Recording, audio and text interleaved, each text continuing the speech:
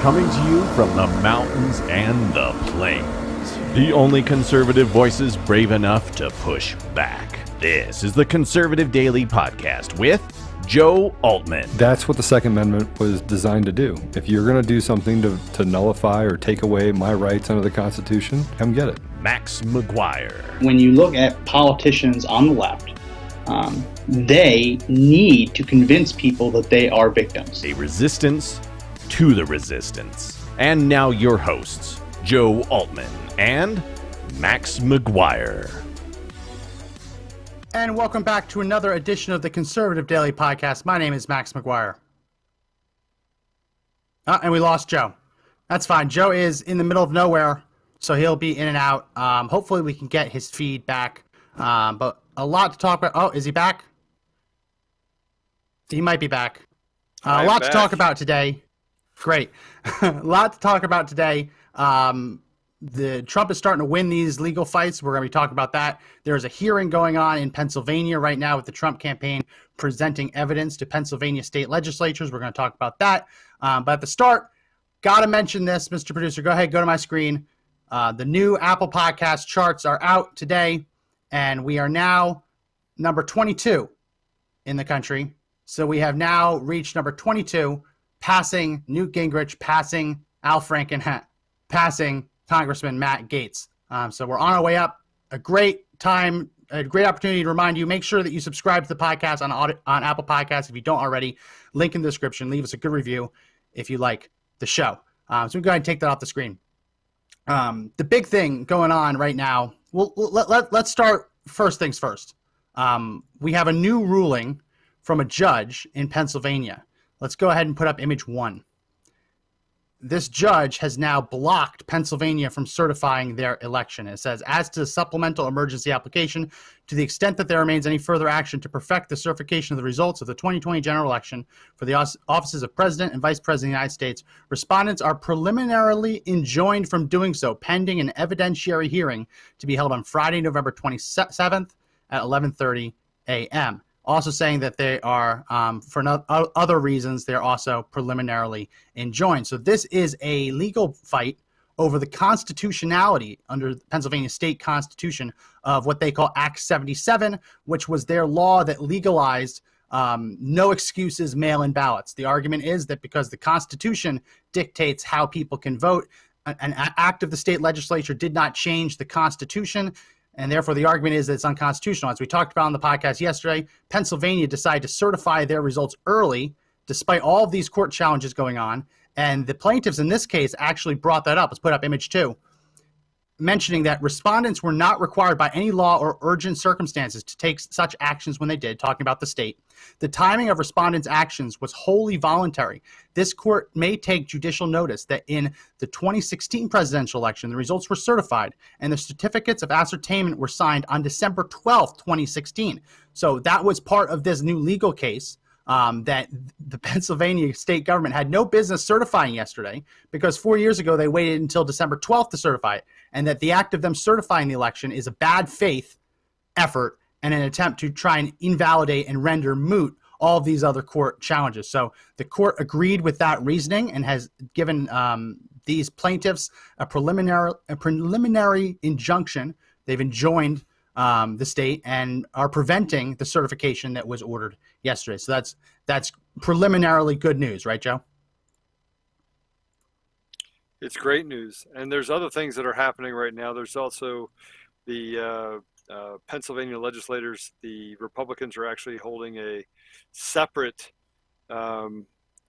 fact-finding hearing as well. It is not an official legislative session per se, but they want answers. And so Giuliani is up there. President Trump actually canceled his trip to go up there and actually speak as well. But a lot of things are happening and a lot are changing at this moment. So let's go ahead, Mr. Bruce. Let's go to my screen. Let's see if we can tune in to this. Surely one of the channels will be covering this. So let's see. Fox News. Nope. Fox News is showing a purple mattress commercial. CNN is talking about the CDC shortening the quarantine period. MSNBC is talking about 2 million new COVID cases. Days of Our Lives is playing on NBC. live news covering other things playing on ABC. We have the best of The View. It's not even a live show. Yeah, it's just the best. None of them are actually playing it. None of them. And on Fox, you have a Fox local affiliate, Hot Bench, which is apparently like a Judge Judy wannabe kind of show. So you can't actually find it on any of the channels. You would think that the mainstream media saying all this time, Trump has no evidence, Trump has no evidence. If he has evidence, he has to show it. You would think that they would actually show this, which is the hearing ongoing in Pennsylvania, courtesy of Right Side Broadcasting Network, of Trump's legal team presenting the evidence, doing exactly what the mainstream media demanded that they do. Except now that they're doing it, predictably, the mainstream media, Fox included, have decided that they're not going to show it, not going to let any of this evidence reach people. Really, really shameful. Oh, did we lose Joe? I'm just going to keep talking. And I don't know if you heard because he's cutting in and out. Oh, go ahead. Sorry, it's just the lag is really bad. I don't know what is caused by that. I will tell you that I got a disturbing message yesterday that said, Joe, move all of your communication over to a encrypted messaging system. Do not have any conversations because there are warrantless surveillance happening on you right now. So that came up through an intelligence group that said that I need to just make sure that I protect myself as needed. That by itself is it's disturbing. But if they're not hiding anything and we're not over the target that we're saying are not important, why are they doing what they're doing to me? Yeah. No, it's absolutely true. And we see what the mainstream media is doing, how we'll go back to it. Like, look, none of them are covering it right now. Still, again, none of these networks are covering the live briefing. Actually, Fox News is now going to, I guess they're going to Biden. Fox News is covering Biden instead. Amazing how that works. But it's the same kind of deal. There was a poll out that showed a surprising number of voters who voted for Joe Biden didn't know about his main scandals. They didn't know about the laptop. They didn't know about Ukraine. They didn't know about all these things. And a significant number of them told pollsters that if they had known, they wouldn't have voted for Joe Biden. So the media is doing now what they did then, covering up the truth so the American people won't see it. It really, really is very, very shameful. And at the heart of all this, I'm trying to figure out why is this happening? What is doing this? Why is Fox News especially not covering this? Why are they trying to hide this from the people? And all of my investigations lead back to the same person. Let's go ahead and put up my screen. Paul Ryan urging Donald Trump to resign. Not resign, to concede this week, saying that the election is over. Now, Paul Ryan isn't in Congress, right? He is not a member of Congress anymore, but he still has sway. He still has sway over people in the GOP. He still has sway over the donor base. And Paul Ryan is coming out because he's trying to finish this. He's trying to put this to rest. He's trying to be done with it, telling Donald Trump to concede. It's over. Election results are over. And as we mentioned on the show, the recount's ongoing in Wisconsin. Georgia's auditing their results now. You have a hearing in Pennsylvania over the fraud they've uncovered. New hearings are upcoming in Georgia and Arizona. The Michigan state legislature, run by Republicans, is considering holding hearings as well. This thing is, and we just had a case in Nevada where a judge has agreed to hear the evidence of fraud in an evidentiary hearing. So these things are far from over. But you see Paul Ryan jump in and say it's time for Trump to concede. It's over. It's stunning to me, Joe, because the GOP would rather Donald Trump lose than risk him winning. And we saw this again in 2016. It's just, I don't get it. I don't get why these people think that they can stab conservatives in the back like this. Did we lose him? Yeah, I don't know. I don't know if it's going to be, Joe, we keep losing. I think it's just in and out. Yeah, I don't know if, Joe, can you hear us? We might not be able to do you on the show today because your internet's cutting in and out to the point where we can't hear you. You're freezing up. Can you hear us at all? Yeah, we lost Joe. It's unfortunate. If his internet gets better, we'll bring him back on.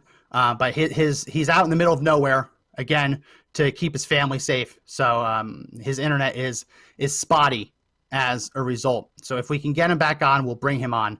But yeah, no, so we have Paul Ryan now stepping in after years of being out of the fray, right? He resigned, not in shame, but I call it in shame.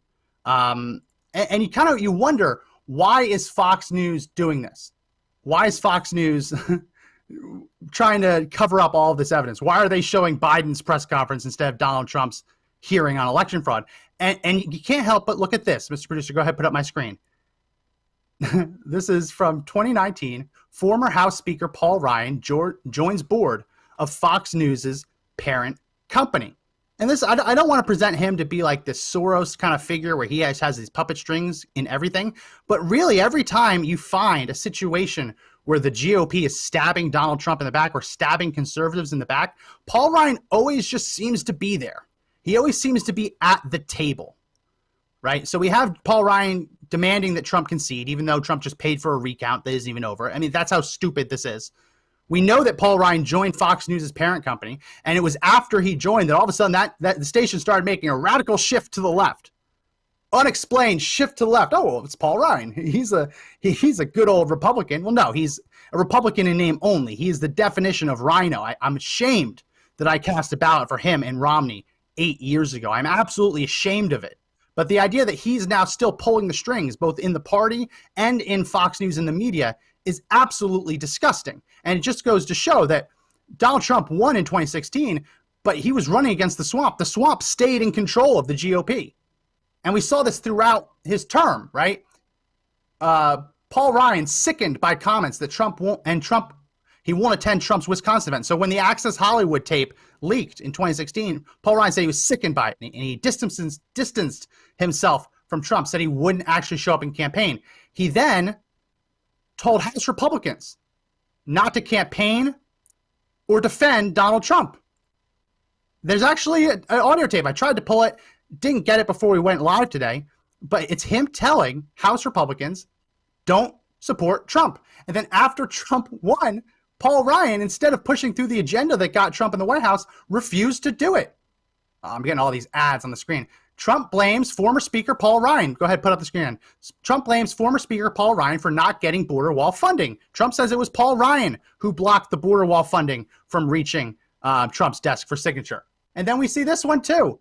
Paul Ryan holding up concealed carry reciprocity. That was a deal that would have extended concealed carry rights to anyone living in a so-called May issue state. These are blue states such as California, New York, New Jersey, Maryland, Massachusetts, right? Hawaii. States that say that you can apply for a concealed carry permit, but they have the ultimate decision on deciding whether or not you'll get it. So even if you qualify, you do everything right, it's still a May issue because they can decline you for any reason whatsoever. That was supposed to pass. Paul Ryan left it on the cutting room floor. Didn't even want to see it pass at all. He would rather it die than risk Americans be allowed to defend themselves. Really disgusting stuff. And then we see him come out now and say that it's time for Donald Trump to concede. Time for him to concede. And right around the time that he said it's time for Trump to concede, go ahead and put up my screen again. Right around that call from Paul Ryan came out, we see this. Over 100 CEOs threaten to cut off funds to Georgia GOP if Trump keeps blocking the transition. This is where you have to put all those pieces together. These aren't individual unique events. These are all people connected to that establishment base of the Republican Party. This is the donor class telling Republicans that they're just going to cut off funding, not just to Georgia. We've heard they're going to cut off funding to any congressman or senator who dares defend Trump, who dares stand up to Trump. They'll cut off the funding unless they urge Trump to concede and drop out of the race, even though a recount is ongoing, even though there is an audit in Georgia, even though there are hearings in Pennsylvania, soon to be hearings in Arizona and Georgia as well, potentially even Michigan, right? All these states are still trying to figure this all out. We have a preliminary injunction in Pennsylvania blocking the state from certifying the results. And the GOP bigwigs are saying that it's time for Trump to just concede. Just like in 2016, they would rather Trump lose than risk him winning, because winning, they're terrified. The Republicans never wanted Trump to win because Trump was the guy that was going to force them to actually do what they promised to do. We've mentioned it on the podcast before. Remember when Obama signed that amnesty executive order years ago? It was John Boehner who said that if it didn't get through the courts, if the courts upheld it, John Boehner said, Republicans, we promise that we will overturn it in Congress. Well, that happened. The Supreme Court refused to overturn it, and Republicans said, nope, not going to touch it. Not going to touch it all. The last 4, 8, 12 years are defined by backstabbing Republicans saying one thing and doing the opposite. And every time someone steps forward to try and force them to honor their promises, make good on their promises, they get ostracized, they get kicked out. And when Trump won, they hated that the most. All right, it sounds like we have Joe back on. We'll give it one more try. He has really, really bad internet access, so we'll give it a try. Joe, we're just talking about generally the GOP would rather Trump lose than win. The big wigs, the establishment, the donor class.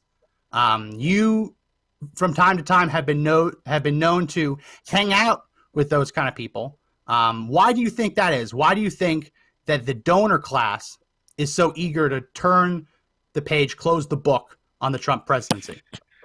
Yeah, I don't think it's a donor class as much as it is a specific group of people that are problematic in the entire country, right? So they go by a badge of I'm a conservative. They go by the badge of I'm a Republican, but they're really not. These are people that have never stood up for American values. They've never stood up for the people in this country. They've talked about standing up for them, but in their actions, it just hasn't added up. It hasn't matched up. So I think we're dealing with a swamp that is very, very deep in multiple fronts. I don't think we have a whole lot of friends that are Republicans, that are conservatives, that actually stand up for us in Washington. I think courage is one of those things that is lacked by many people inside of government. They're too concerned about their own power, their own well-being, and their own ability to capitalize on the chaos that is in Washington. So, look, we can sit here and go back and forth and say that, that they're not, that they're betraying it, that, Paul Ryan is telling Trump that he should concede. Who cares about Paul Ryan? Who cares? Who cares about him? Who cares about all the Mitt Romneys of the world? They're garbage. They're garbage. They can go in the garbage with the rest of the people that are on the left. They can be garbage, but you can't just discount it because they are the ones controlling the levers of power within the party, whether we like it or not. Right? When Paul Ryan comes out and he's on the board of Fox News, so it's not just within the Republican Party. He's also pulling these levers within the media establishment. So we don't have to care about Paul Ryan, but we need to understand what they're doing. And he's just one cog in the overall machine, right? He's the squeaky wheel that loves to spout his mouth over and over again whenever he thinks it's the most advantageous. But there's 1,000 other ones just like him that we don't know about, that might not even be household names. Just like we talked about just briefly, the 100 CEOs, they're demanding that Republicans start the transition. Otherwise, they'll pull funding from Republican races. I mean, those aren't Republicans, right? Those are people who care more about their own self-interest than furthering the Republican Party or furthering conservative values. If you would rather Joe Biden, a man with Alzheimer's, and Kamala Harris, the most liberal senator in the United States Senate, if you would rather them get into office than risk Donald Trump winning through these appeals, you are not a conservative. And yet these are the people that control the money purses. They control the power within the Republican Party. And unfortunately, Republican elected officials, they listen to these people because they've been conditioned to believe that they are the voices that matter, not the people. So we have a Fax Blast campaign. I'm putting it in the Facebook description. I'll put it in the comment section on YouTube as well. Fax Blast campaign. Join the campaign today and help us put pressure on Congress to stop them from sabotaging Trump, stop them from forcing Trump to concede, and to make sure that all fraudulent and disputed results from these states are not certified by Congress as they must ultimately be in order for a new president to be elected. So link in the comment section on Facebook and YouTube. Join the campaign if you want to help and stop people like Paul Ryan from exerting their influence over this process. So we have this hearing going on in Pennsylvania, as Joe alluded to earlier. Joe, have you been able to watch any of it, or is it too spotty up with the cell service where you are? Well, I don't even know if it's spotty because I had a problem up until today, and it frankly I'm now having my tech guys actually run through and check there's nothing that's in. I haven't got a chance to actually watch it just because I've been on the phone with attorneys, and actually going to hear in about 10 minutes. We're losing with Michelle Malkin. Joe again. We're losing Joe again. Okay, let's see if the service gets any better. Let's go ahead and play this. This is Rudy Giuliani calling the election in Pennsylvania what it is, a sham. And he said it to thundering applause from people in attendance. Let's go ahead and play cut one. You have 4,984 mail-in ballots that were never requested, and on and on and on and on. Your election, because of these 2 counties and maybe one other, is a sham. It's a disgrace to your state. And finally, I don't need to remind you of this. I think I need to remind America of this. The election for the President of the United States is not run by the governor of your state. It's not run by your election commissioner. The United States Constitution makes it clear who has the responsibility for running this election. Article 2, Section 1, Clause 2 of our Constitution doesn't say that ABC gets to call the winner or CNN. It says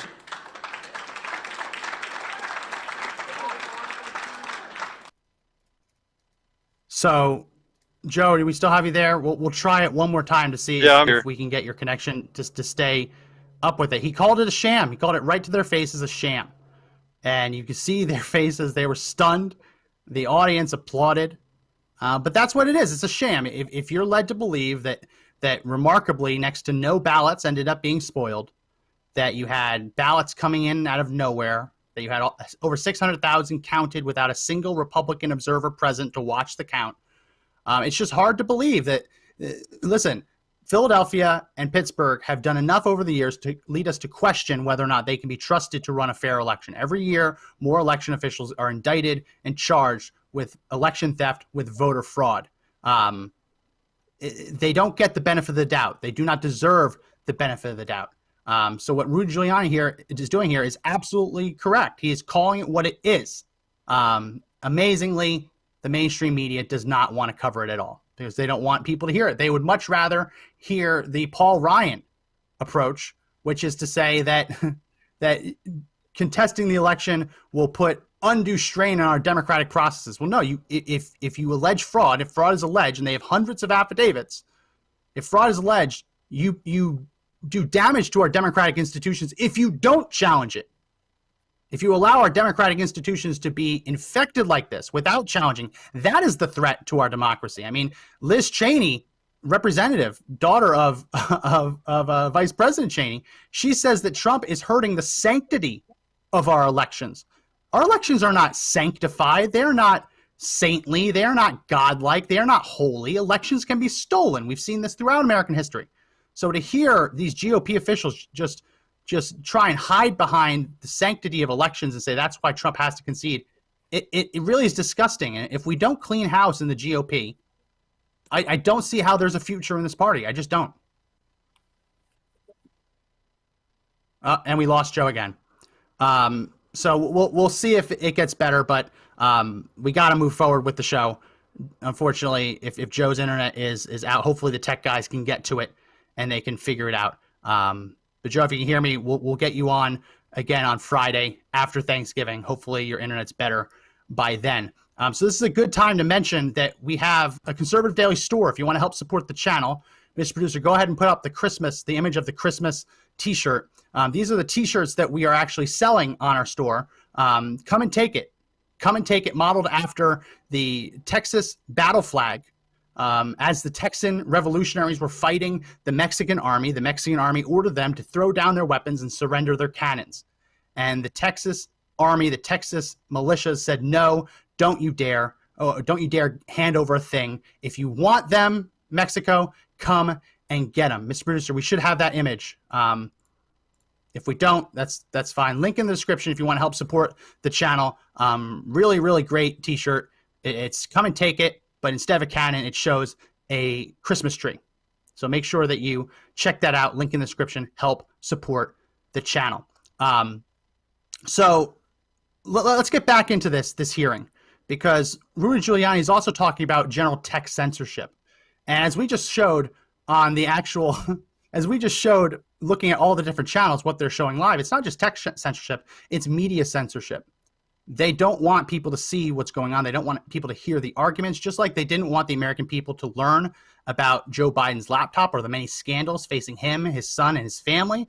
They don't want the American people to know the specific allegations. It's much easier for them just to shout that there is no evidence, right, than to risk the Trump campaign being able to share the evidence and actually sway people, right? Just like that judge, that Obama judge, Matthew Brand.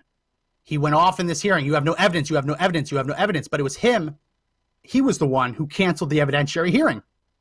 So he shouts, you have no evidence, but then prohibits them from actually having a hearing to roll out all of their evidence either. That was the Obama judge who threw it out.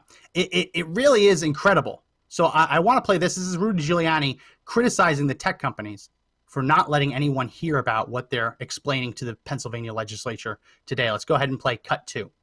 During the course of this election, we've come pretty close to losing our right of free speech. There's been censorship that I've never seen before, of an incredible nature by big tech, big networks, big companies. They only allow one side to be heard, and they refuse to allow the other side to be heard. It's almost as if they're afraid the American people, if they should learn these facts, will find out just who they are and what they're about. Yeah. No, it's true. And I want to make sure that we're clear about something. Ms. Brewster, go ahead and put up my screen. With the left, whenever they talk about scandals or controversies, they love to say that they have anonymous sources. They love to use the anonymous sources line. But these aren't anonymous sources, right? These are the affiants. Right here, you can see them right in the front row. These are not people hiding behind anonymity. I mean, just like Joe signed his affidavit that Sidney Powell is using to go after Dominion voting systems. Joe is not hiding behind anonymity. He is putting himself out there, and that's why he is in the middle of nowhere today with his family, because he's getting threats, and that's why he had to jump off the show, because his internet was too unreliable, right? Here is the hearing today in Pennsylvania, and those are the affiants sitting front row, giving their name, spelling it out for reporters, and giving eyewitness and ear witness testimony of what they witnessed and what they heard on Election Day. I mean, this is evidence.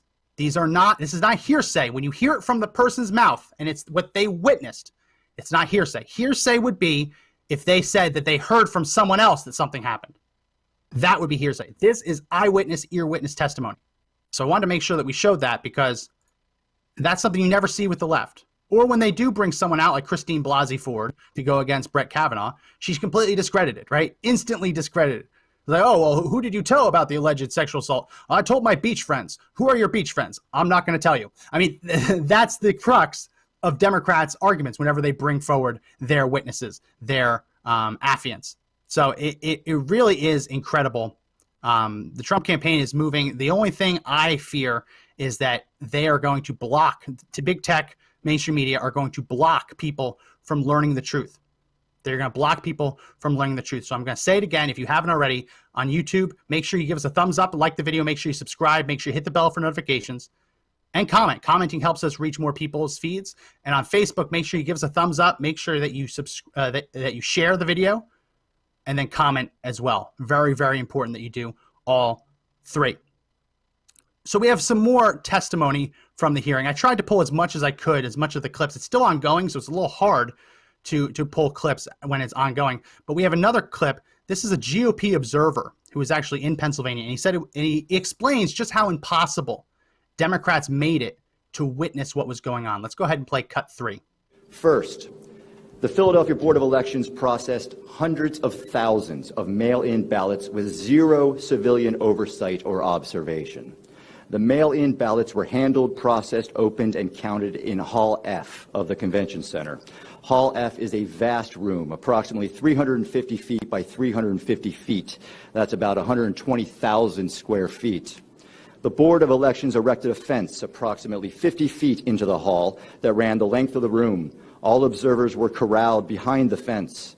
More than 100 board workers processed and opened mail-in ballots on the other side of the fence.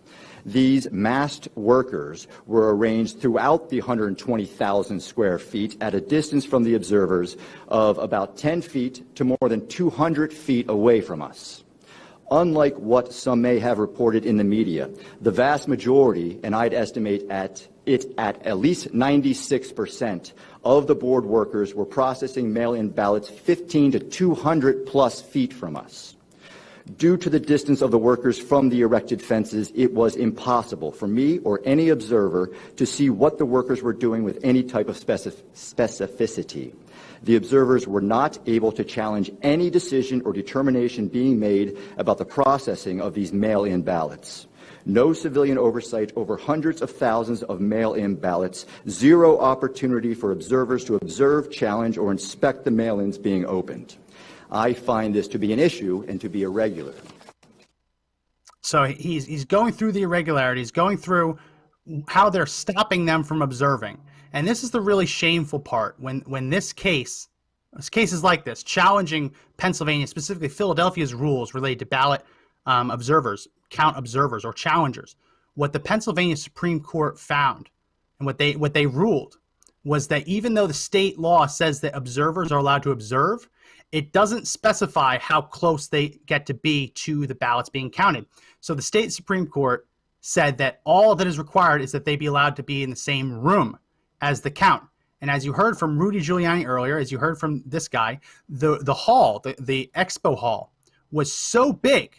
I mean, I don't know what hall specifically, but the main hall has over 500,000 square feet of space. The smaller halls are 200,000 to 300,000 square feet of space.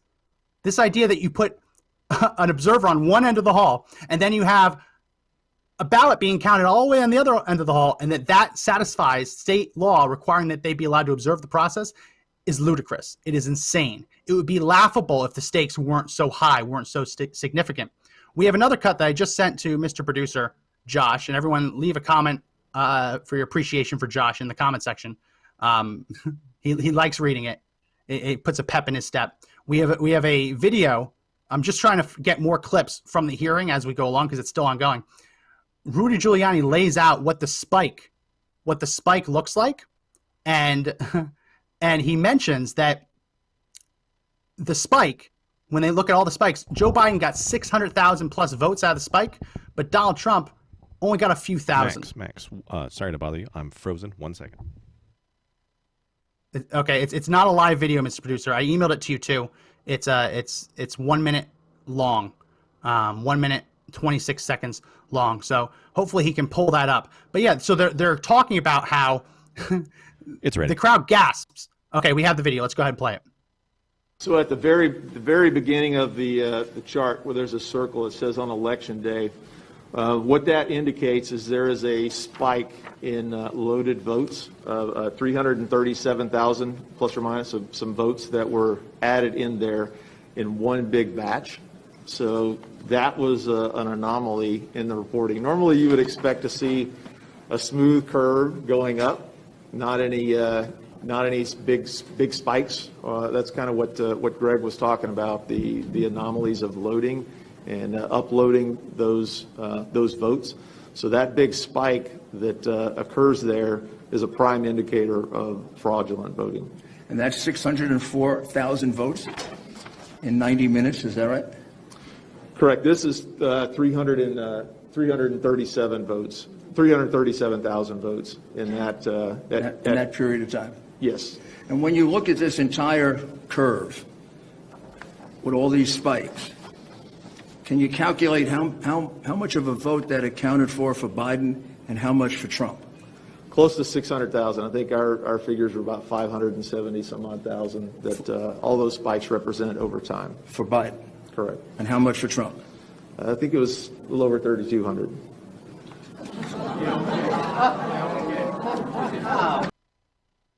So there you have it. They added up all the spikes, and the spikes accounted for almost 600,000 votes for Biden and around 3,200 for Donald Trump. So again, we talked on the show before about Mitt Romney when he was in Philadelphia, and he had 0 votes apparently in 59 of the precincts in Philadelphia. That was for in-person voting, right? They said that not a single Philadelphian living in these 59 precincts pulled the lever for Mitt Romney, that not a single Republican lived there and not a single Democrat accidentally voted for him, right? The odds of that happening, it's impossible. It's impossible for 59 precincts in a major city not to have a single Republican living in them. It just doesn't happen. It doesn't work like that. Even accidental votes, you would expect at least one. At least one. So that was in-person voting. They moved it now to absentee, to mail-in voting. So instead of having to cook the books at the precinct, they just have to cook the books in the counting facilities. It actually is much easier for them. They don't have to have precinct by precinct by precinct because there aren't as many in-person votes. All of their votes are coming in by the mail, right? So how do they do that? They don't throw out any votes, or they only throw out a couple hundred votes, right? They make sure as many votes get counted as possible. And then they kick any observer out so they can't watch the process. They can't challenge the ballots that are being counted that shouldn't be counted. They're not able to challenge the reappearance or the reemergence of missing ballots that they had no idea where they came from. And the result you get is those spikes that they just talked about, almost 600,000 votes for Joe Biden. And in those same spikes, at the same time, Donald Trump only got 3,200. It is an anomaly that is statistically impossible. It is impossible for Joe Biden to get 600,000 votes in a row, and in that time, Donald Trump only receives 3,200. That is the same as saying, like statistically, from a percentage base, that is no different from saying that in a precinct, Donald Trump got 0 votes, or Mitt Romney got 0 votes, right? When you put 3,200 over 600,000, it's near zero. Right? The result is that probably some ballots slipped through, or probably some of the in-person ballot ended up being counted at the same time. It's the same scam. They just brought it to mail-in ballots. No different. The same stuff is going on. And again, the fact that the mainstream media is not covering it. Let's go ahead, go to my screen again, Mr. Producer, just so we can see, is anyone covering? Nope. Fox News is at commercial. CNN is talking about record hospitalizations for COVID. LA schools are giving food distribution to help people who can't feed themselves. That's what MSNBC is covering. Record long food lines in LA. Well, maybe you should let them go to work and feed their families. Days of Our Lives has gone to commercial. Don't worry, it'll be back. And then ABC is, I don't even know what on earth that is. NBC News is showing, what are they doing? Oh, wait. Oh, they're coming up. Joe Biden, the president-elect, speaking from Delaware. That's what they're waiting on. And then, of course, Fox is still with Hot Bench, apparently a Judge Judy wannabe remake. So we can go ahead and take that off the screen. Just wanted to check and see if maybe any journalism happened while we've been talking about this, while we've been discussing this. You know, if journalism happens, trust me, I want to know about it. But unfortunately, in this time, in the last 38 minutes since we went live, there has not been journalism. Donald Trump's hearing in Pennsylvania is going on, but they're not covering it. So I'll continue to look at it. I have it on my monitor, and people ask, why do I look up? I have a monitor above my main monitor just because my desk isn't long enough. So I'll keep monitoring it, looking at it to see if I have to bring you any breaking news that news is being made. But unfortunately, I don't expect it to happen, considering the fact that MSNBC is talking about LA food banks. I mean, just think about how hard you have to work to find a story that local, right? Here, the president of the United States legal team is arguing before a panel of Republican state legislatures. They have the constitutional authority to override the vote and to certify a different slate of electors, something as we've talked about on the show, it happened in 1876. That happened in Florida, South Carolina, and Louisiana.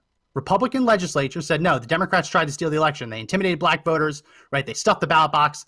The Democrat did not legally win those states. So the Republican legislatures then decided to certify an alternate slate of delegates, right? and the Republican ended up winning. It went to Congress. Congress decided, yes, we do not believe that Democrats truly won those states. We believe that the Republican would have won it. Therefore, they certified the election for the Republican, even though the actual election tally of votes would have given it to the Democrat.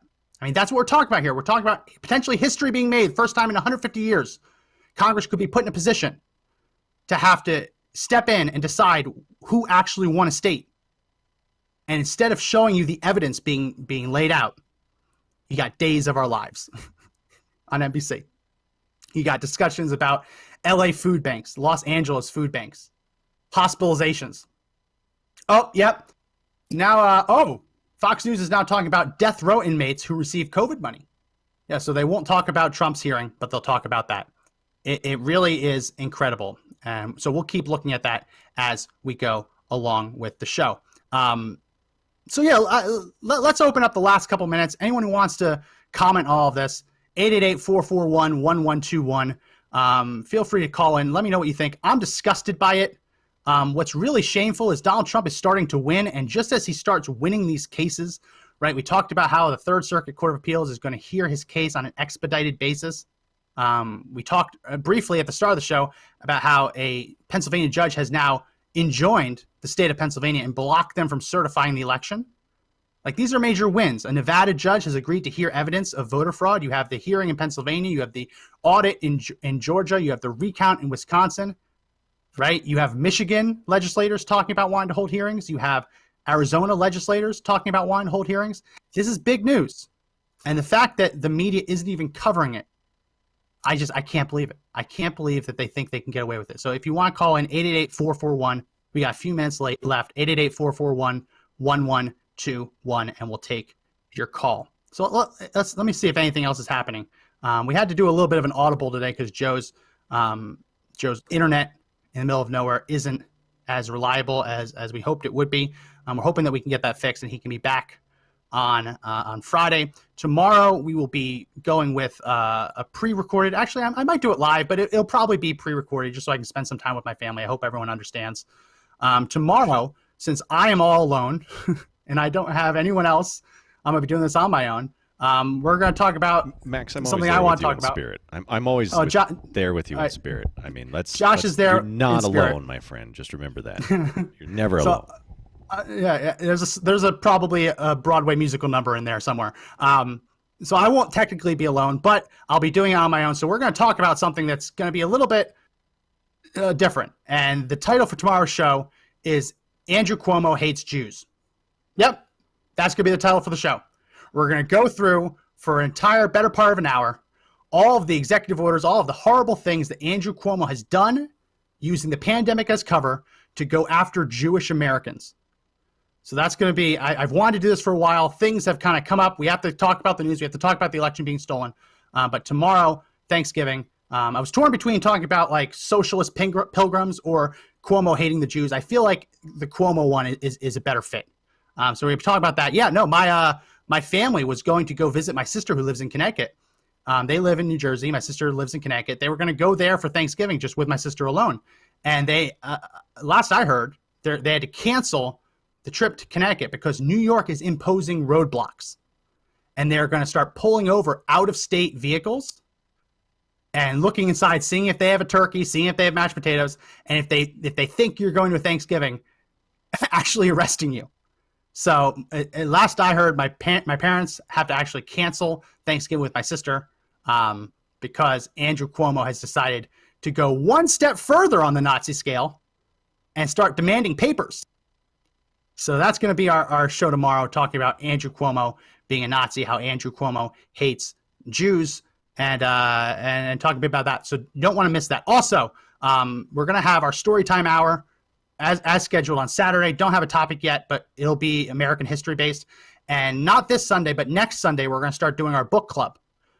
People said that they want to try it. So we're going to not necessarily read an entire book, but I'm going to pick a couple of sections from more historical American history books or primary source documents and talk a bit about why it's so important for us today. These are things that maybe if you took AP US history in high school, maybe you would have learned about, but for the majority of people, they don't actually read these texts. So very important. We're going to start doing that on Sundays maybe every other Sunday. It's going to depend on how quickly people want to read. So next Sunday, we're going to be covering Alexis de Tocqueville's Democracy in America. We've talked about it on the podcast before, and I'll make sure that I put a link in the description of all the future videos in between now and then for a PDF for you to read it. It's all free. We're going to make sure that all of these book club books are all free to download online because they're in the public domain. We're not going to make anyone buy anything. So Alexis de Tocqueville, he's a French kind of Renaissance man. He did everything like people did in those days, but he was also a political philosopher, and he went to America to try and study why America got representative government right. He says democracy in America. We know it's a republic. He mentions that. He studies why America, he wants to know why America gets right what so many other countries get wrong. And what he finds is that America has protections against what he calls the tyranny of the majority. It's a way to have a democracy without having mob rule democracy. So I'll be publishing the PDF on our future videos. I'll post it on our Facebook page. We'll also be sending it out to our email list. So if you don't already subscribe to our email list, make sure you do that. Link in the description if you want to do so. We're gonna make sure that we send it out everywhere. So next Sunday, not this Sunday, next Sunday, we'll be having that book club meeting talking about Alexis de Tocqueville's Democracy in America. So I don't have a whole lot. I hope that Joe would have been on. We would have gone for longer if we did. But let me just see, is there anything happening with the hearing? If there is, we'll bring it up. I don't think there's a whole lot. Trump campaign's making the case, and the mainstream media is doing everything they can to block it. Let's just go to my screen one more time just to see if any of these news channels want to be news. Nope. Fox News is at commercial. CNN is at commercial. MSNBC is talking about the struggling economy in this COVID season. NBC's on commercial. Days of Our Lives. Don't worry, they'll be back. Doorbuster Sales on ABC. And then ABC News is talking to Mike Tyson while they wait for Joe Biden to take the stage. So, again, no news being made. None of these news channels want to actually cover it. Maybe they're dipping in briefly in the minutes in between when I check, but I've yet to see any of them actually cover Donald Trump's hearing. Max, it's actually absolutely incredible. Max, if I may, a caller did call in but didn't want to be on the air. And when you mentioned the part about not New York putting up roadblocks, they mentioned something that the 14th Amendment prevents such a thing unless there's some sort of due process of law. So how is it that New York could actually stop them and arrest them if there's not a law in the book that would prevent or would actually say they couldn't come in? So they just wanted you to elaborate on that just a bit. So it's an interesting question. When the United States, before we had a constitution, and this will be the last bit before we break, but it's very important. So hit that share button a little bit. We'll have maybe this will be what the history hour is about on Saturday. But just to briefly explain it, before the United States had our constitution, our representative democracy, our constitutional republic, right? The actual constitution that James Madison wrote, before we had that, we had a system of government known as the Articles of Confederation. And that was the first system of government that we had after the American Revolution. And the Articles of Confederation, the biggest flaw in the Articles of Confederation was that it gave states too much power. Now, what do I mean by that? We want states' rights, but we don't want states to be able to completely overrule the federal government on pretty much anything. So the way the Articles of Confederation were set up was that states, when you had a state border, it was pretty much akin to a country's border. If New York wanted to collect a tax on goods coming in from New Jersey, they could do it, right? If Pennsylvania wanted to stop New Jersey residents from crossing the border without paying a toll, they could do it. I mean, there are toll bridges between Pennsylvania and New Jersey now, but it's not like an international border. Right? That didn't work. You can't have 13 countries loosely held together by the federal government. A federal government that under the Articles of Confederation couldn't even levy taxes unless the states agreed. Think about that. The states had veto power over whether or not the federal government could tax them. Basically, if the federal government wanted to be able to do anything, they had to request the money from the states, and the states had to voluntarily give it to them. That didn't work. You can't have a government where there's 13 countries. You just can't have it. So when you talk about the 14th Amendment, the Equal Protections Clause, that's the idea that just because you have a New Jersey plates on your car or Connecticut plates on your car, New York can't treat you differently. They can't treat you differently than they would a New York car driving through. They can't just say, we presume that you're doing something because you're out of state. That violates the Equal Protection Clause of the 14th Amendment by creating a separate class of citizens, in this case being out-of-staters. And you talk about due process. They cannot just stop you and criminalize having a turkey in your back seat. They can't do that. You have every right to drive in your car with a turkey in your back seat. You have every right to use, especially, and this is where it gets even weirder, you have every right to use federal highways. You have every right to use the federal highway system, right? New York is not legally allowed to pull you over and prosecute you if you have a gun in the car, as long as your gun is legal where you start and where you end, right? The idea that they're trying to go one step further with turkeys and stuffing and mashed potatoes, it's insane. But that's basically the gist of that. And maybe we'll do a longer hour on this, because it calls into question pretty much everything that we've seen from the pandemic. When you actually look at the pandemic, you look at the Supreme Court precedent, it's 115 years old, and it was a Massachusetts case dealing with a smallpox outbreak. That's a disease that actually could kill people, and whether or not the state of Massachusetts had the constitutional authority to compel people to get vaccinated. That is the Supreme Court precedent that is being used to uphold all of this craziness. So maybe that's what we'll do. We'll do that. We'll take a break from the election, and we'll talk about kind of the Articles of Confederation, Supreme Court precedent dealing with pandemics, and how ludicrous it is to have states like New York stopping people at will. So that's a good idea. That'll be our Saturday one. We got that also. That'll be great. So before we go, I want to again mention Mr. Producer Josh was away from the keyboard when I last asked for it, but he is back now, and he can put up a picture of our Come and Take It Christmas t-shirt. Again, modeled after the Texas Revolution's flag, saying that if the Mexican army wanted their cannons, they could come and take it. With this, we have a Christmas tree, because make no mistake, the left is coming for Christmas.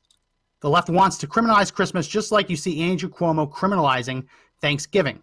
If you let them do it, they will do it. They will make it illegal for you to gather and celebrate the birth of Christ, even though your First Amendment protects your right to publicly and peacefully assemble, even though it protects your right to worship as you see fit. They are already trying to criminalize Christmas. And notice that they're not criminalizing Muslim holidays. I mean, in New York, Ramadan happened right around when the lockdown started. They didn't criminalize Muslims celebrating Ramadan. Instead, they gave out a bunch of free meals. The question is, will states like New York decide to give out free meals, free turkeys for Christians? I highly, highly doubt it. And before we go, I have one more thing. Mr. Producer, go ahead, put up my screen. Really, I guess we'll have to make more t-shirts for Easter. Maybe we'll put an Easter bunny on it, because Anthony Fauci is already saying it is, quote, unrealistic to think we'll be able to celebrate normally with families during the spring holiday season. And he specifically mentions Easter and Passover celebrations. He says it's unrealistic to think it'll be back to normal, already setting the stage for them to block people from celebrating Easter or Passover. And I will note that this year, Ramadan, I believe, someone can correct me if I'm wrong, is 8 days after Easter. So very interesting. Here he is saying it's unrealistic to celebrate Easter or Passover. But even though Ramadan falls in that, notice that there's no mention there. Very, very interesting. Well, that's going to be it for this edition of the Conservative Daily Podcast. Sorry that we lost Joe. We're going to try and get that fixed to have him back on Friday with hopefully better audio, hopefully better internet access, and hopefully he can get out of hiding and back to us sooner rather than later. If you like the podcast, we just hit number 22 in the country on Apple Podcasts. We can't do that without your help. We appreciate it. I'm so appreciative, right? If you haven't already subscribed to us on Apple Podcasts, please do it. There's a link in the description. If you haven't already, also, if you have a MacBook, an iPhone, or iPad, make sure you also leave us a good review. It really does help us climb up in those rankings, get sponsors, get advertisers, get more people listening, which is the ultimate goal, right? We want as many people to be listening to us as possible, and we can't do that without your help. Another way to do it, if you're watching on Facebook, make sure you give us a thumbs up. Make sure you hit the share button, very important. Make sure you comment in the comment section. On YouTube, make sure you give us a thumbs up, like the video. Make sure you hit that subscribe button, and then hit the bell for notifications, so that when we go live with all the different things I talked about, at least theoretically, you'll get a notification. But if you don't, if Facebook and YouTube want to keep playing games, you can text the word freedom to 89517. That's freedom to 89517, and you will sign up for text alerts. We send text alerts when we go live with the show, so that if Facebook or YouTube doesn't send that alert, at least you can use our text and get to our live video feed there. And if you're listening to the audio version, we go live Monday through Friday, 2 p.m. Eastern on Facebook and YouTube. Links in the description. I'm Parler at Conservative Daily. Make sure you follow us there. I'm at Max McGuire. Joe is at Joe Altman. Make sure you follow us there. We're going to start growing our Parler presence a lot, and really appreciate all the help growing those pages. Well, that's going to be it again for this edition of the podcast. My name is Max McGuire. Remember that the fight to take back our country isn't over. The only way we win is if we fight together, and have a happy Thanksgiving.